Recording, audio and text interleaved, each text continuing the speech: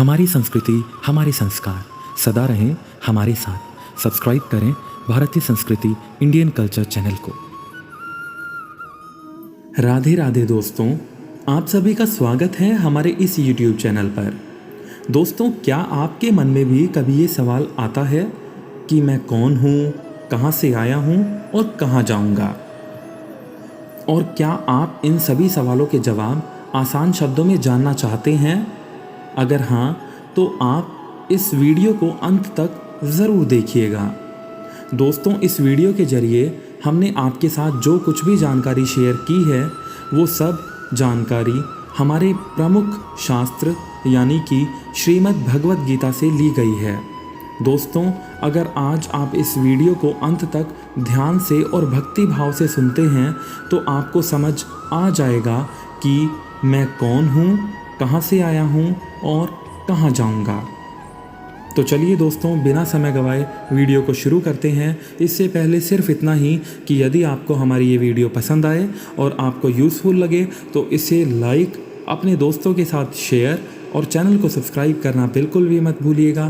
साथ ही bell icon को भी प्रेस ज़रूर करिएगा और कमेंट सेक्शन में हमें ज़रूर लिखकर बताइएगा कि आपको ये वीडियो कैसी लगी और वीडियो का कौन सा पार्ट आपको सबसे ज़्यादा इंटरेस्टिंग लगा।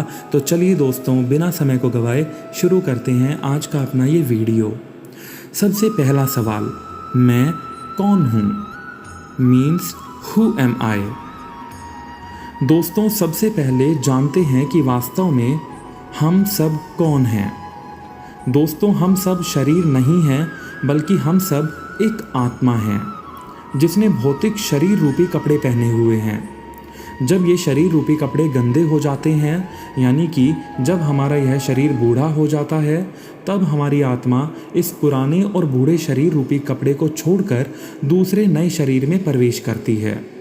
दोस्तों, श्रीमद् भगवद गीता में भगवान श्री कृष्ण अर्जुन से कहते हैं कि हे अर्जुन, तुम और इस रणभूमि में युद्ध करने के लिए आए हुए सभी योद्धा वो नहीं हैं जो तुम्हें वो बाहर से यानी शारीरिक रूप से दिखाई दे रहे हैं, बल्कि वो सभी आत्मा हैं, ना कि शरीर।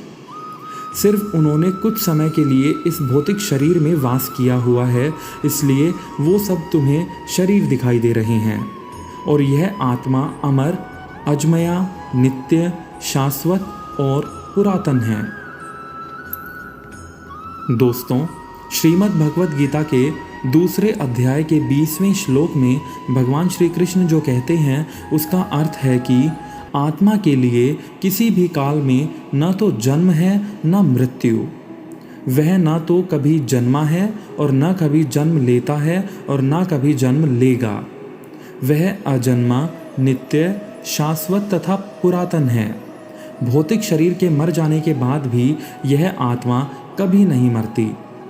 श्रीमद् भगवद गीता के दूसरे अध्याय के 22वें श्लोक में भगवान श्री कृष्ण जो कहते हैं, उसका अर्थ यह है कि जिस प्रकार व्यक्ति पुराने कपड़ों को त्याग कर नए कपड़े पहनता है, उसी प्रकार यह आत्मा पुराने तथा बूढ़े शरीर को त्याग कर नए शरीर में चली जाती है। दूसरा और अहम प्रश्न, हम कहाँ से आए हैं? दोस्तों, हम सभी भगवान के शाश्वत अंश हैं और हम सब भगवान के धाम से आए हैं। श्रीमद् भगवद गीता के 15वें अध्याय के 7वें श्लोक में भगवान श्री कृष्ण जो कहते हैं, उसका अर्थ है कि इस भौतिक जगत में जितने सारे जीव हैं, वो सभी मेरे शाश्वत अंश हैं। हम सब यहाँ क्यों आए हुए हैं? इस प्रश्न का उत्तर देते हुए हम आगे समझते हैं। दोस्तों, हमने और आप सभी ने बहुत बार इस धरती पर जन्म लिया हुआ है और बहुत बार हमारी मृत्यु भी हुई है। और हर जन्म में हमने इस धरती पर रहकर बहुत सारे अच्छे और बुरे कर्म किए हैं। उसके कारण हम सभी इस जन्म मृत्यु के बंधन में बंध जाते हैं और इसी कारण से हमें बार बार इस मृत्यु लोक के चक्कर में पड़ना होता है और जन्म लेना पड़ता है।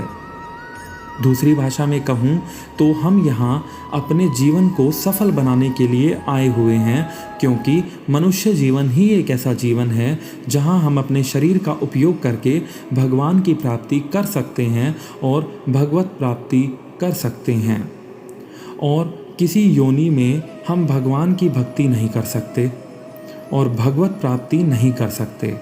इसलिए हमें इस अवसर को यूं ही नहीं गंवाना चाहिए। हम सब कहाँ जाएंगे और हमारे जीवन का उद्देश्य क्या है, यह बताते हुए आगे श्री कृष्ण जो कह रहे हैं हम उसे जानते हैं।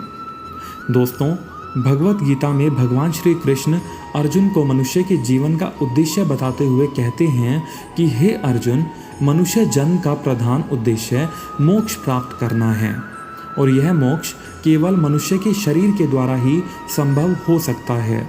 इसलिए मनुष्य के शरीर को मोक्ष का द्वार भी कहा जाता है। हे अर्जुन, हर जीवात्मा को मनुष्य का शरीर बड़ी मुश्किल से मिलता है। 84 लाख योनियों को भोगने के बाद सबसे आखिर में जीवात्मा को मनुष्य का शरीर मिलता है। इसलिए इसे यूं ही नहीं गंवाना चाहिए, क्योंकि देवी देवता भी मानव शरीर के लिए तरसते हैं ताकि उन्हें मुक्ति मिल सके।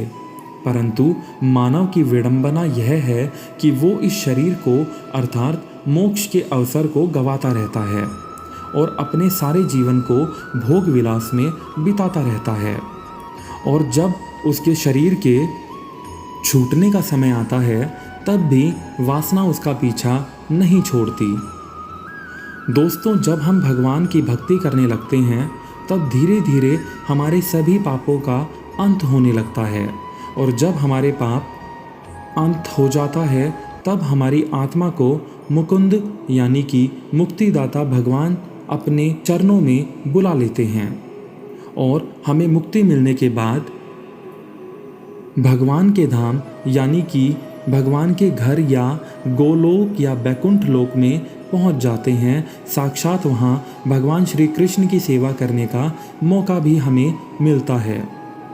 दोस्तों, अगर आप यह जानना चाहते हैं कि परम भगवान कौन है और परम भगवान किसे कहते हैं और किस भगवान की भक्ति करना चाहिए जिससे कि हमें भक्ति करने का पूरा लाभ मिल सके, तो कमेंट सेक्शन में ज़रूर बताइएगा।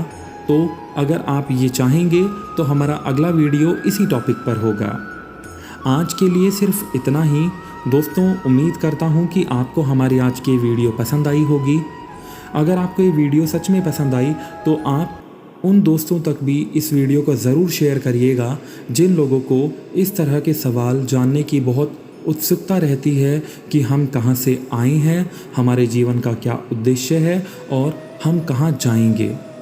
दोस्तों, ये सभी जानकारी हमने श्रीमद् भगवत गीता से ही ली है और यह पुरातन सत्य है। तो दोस्तों, आज के लिए आपसे हम लेते हैं अलविदा। आपसे मुलाकात होगी अगली वीडियो में।